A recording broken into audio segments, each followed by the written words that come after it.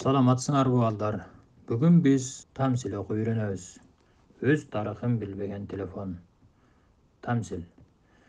Чөнтөк телефону сотка bir күнү кемсинтмек болуп үй телефонун бөйрөгүнө алып эки колун мурдун көтөрүп минтет. Эй, картаң телефон, кандай дейсиң, сени музейге өткөрүйсек? Болбосо, мында керээлден кечке иши жок, унчукпай турасың.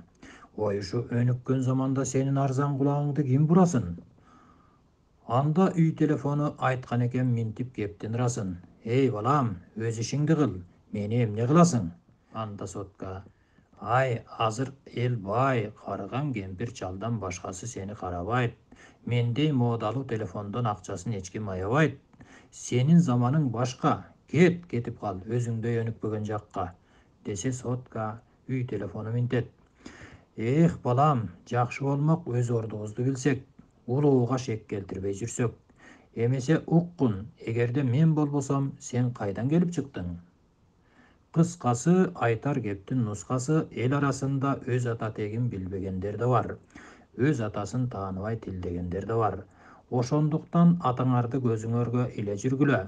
Кайдан чыкканыңарды унутпай, өз тарыхыңарды биле жүргүлө.